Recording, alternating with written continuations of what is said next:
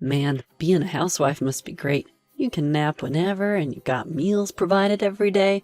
If I could be reborn, I'd want to be a woman. Totally. Just like Mom, right? She's like a parasite. You're spot on. As I washed the dishes, my husband and son laughed and chatted like this behind me. So who do they think made the dinner they're enjoying? And who does the laundry? My name is Marcia. I live with my husband Cedric and our college-age son Davin. Every day, it seems, they label me a parasite, gossiping behind my back. Yes, currently I am unemployed and a housewife. However, there's a reason I became a housewife. Before marrying Cedric, I was an active professional, working hard in the corporate world. On the other hand, Cedric's job required frequent transfers and business trips, so he asked me to be a stay-at-home wife. I loved my job, but I quit to be with him. Becoming a housewife was the only option. His transfers always took us away from my parents' home. Raising a child in unfamiliar places was challenging, but still, we were a happy family. About 10 years after our wedding, when our son started elementary school, Cedric said, "The days of transfers are over. We'll be living near my parents' house now." Near your parents' house? Surprise came before joy. Yes, I requested to be stationed near home. It'll be easier for you and Davin, right? It will be, but... Settling in one place was indeed a relief, but the truth was hard for me to fully embrace. From the start of our marriage, my in-laws had never really approved of me. A wife should prioritize her husband after marriage. "We took you as our daughter-in-law, so you should serve us." Every time they opened their mouths, that's what I'd hear. Settled down, but now constantly summoned by in-laws. Get this, handle all the chores. They exploit me just because I'm a housewife. After enduring this for several months, my patience was at its limit.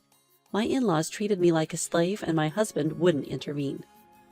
I grew to despise even seeing their faces and considered starting a part-time job. But then, while my in-laws were traveling, they got into an accident. While the other party was unharmed, my in-laws required care due to their injuries. Yet even in such circumstances, Cedric's nonchalant attitude remained unchanged. "Marcia, you're a housewife. You can look after my parents at home, can't you?" "What? What are you talking about?" Confused by my husband's words, I replied, "You want me to care for your parents? All by myself?" "What's the problem? Davin's in elementary school now. My parents said they want to be home. Housewives just lounge around all day, so you should naturally do this."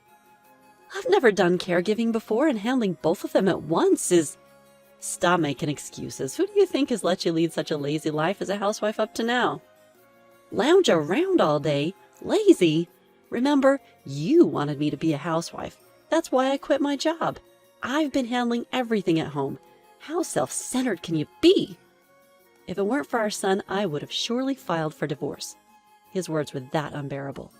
In the end, I took up the task of caring for my in-laws. Though their bodies were frail, their minds were sharp. They took out their everyday frustrations on me. "Marcia, coffee! You really are an inconsiderate wife." "Oh, okay, right away." After one sip of the coffee I made, father-in-law abruptly threw the cup at me. "Who drinks coffee this lukewarm?" "Ah!" "You can't even make a decent cup of coffee, can you?" It wasn't just father-in-law who's overbearing. Mother-in-law was equally impossible to deal with. "Hey, Marcia, isn't the shower ready? I feel all sticky and gross." "Just a moment, please." "Never mind, just wipe my back quickly. I can't reach." "Like this? Ouch!" "Oh, I'm sorry. You're so rough. Our son is unlucky to have such an incompetent wife."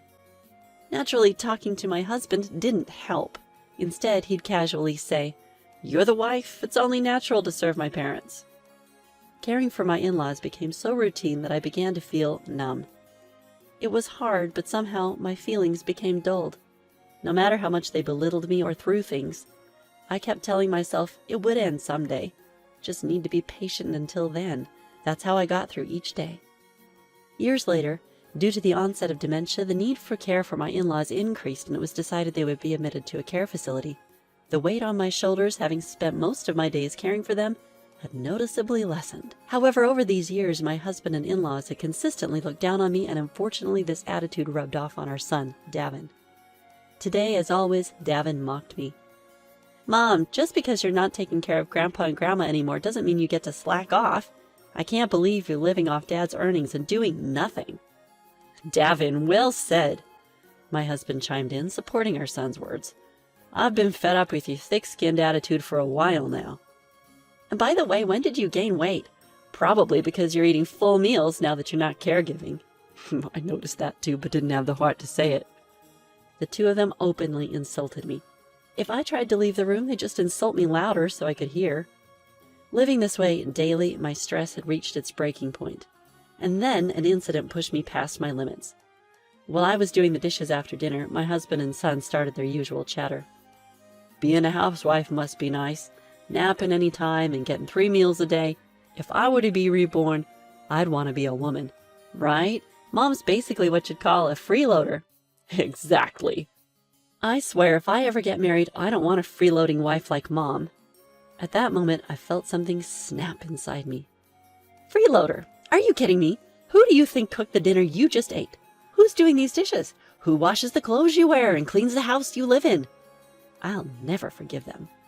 They've pushed me to this point, and I'll make sure they regret it. Determined to get my revenge, I began job hunting the next day. I didn't want to waste another moment on them, so I decided to work for my own future.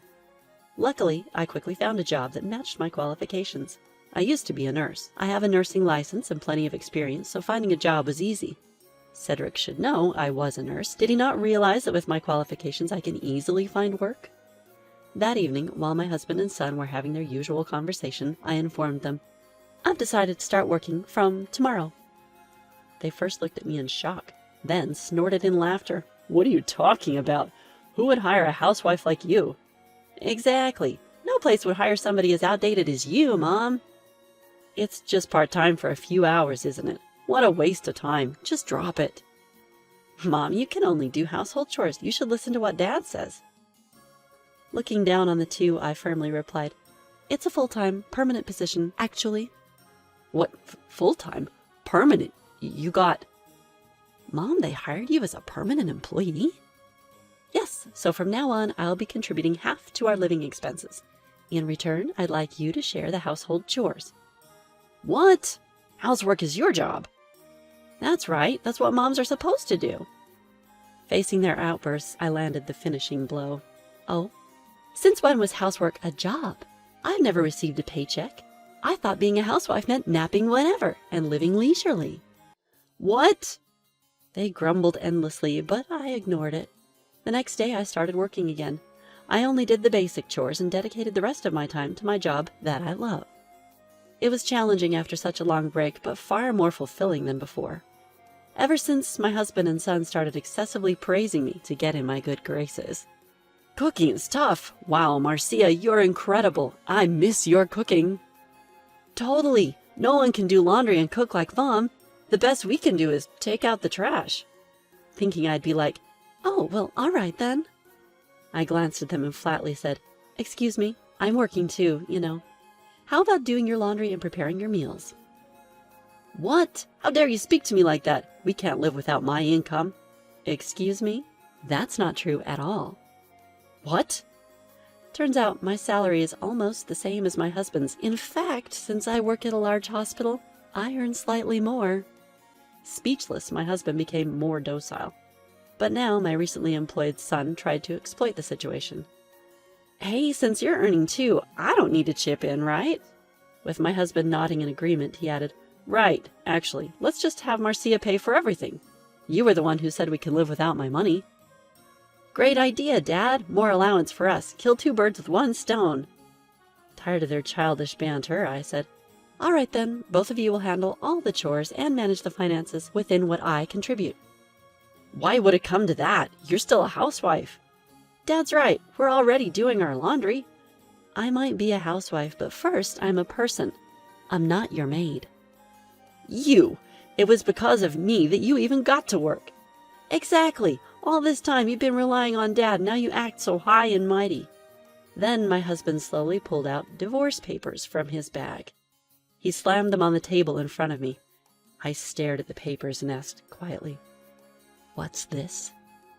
You can't see, can't you? Divorce papers. I've filled in my part. We can get divorced whenever. Got it? So, you want a divorce? I didn't say that. You don't want to divorce me either, do you? I'll give you 1 day to think. cool down and decide what's best for you." "Okay." As I began to pack my things, I could see my husband and son smirking. "Hey, where do you think you're going?" I turned and answered, "I'll stay at a business hotel near work for a while." "Fine, cool off there for a bit."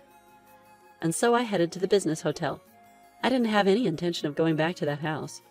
After checking in, I went directly to work from the hotel the next day. This continued for a few days. One evening, while relaxing with a drink, I got a call from my husband. "Marcia, have you decided? Davin's here too. Come home and cook dinner."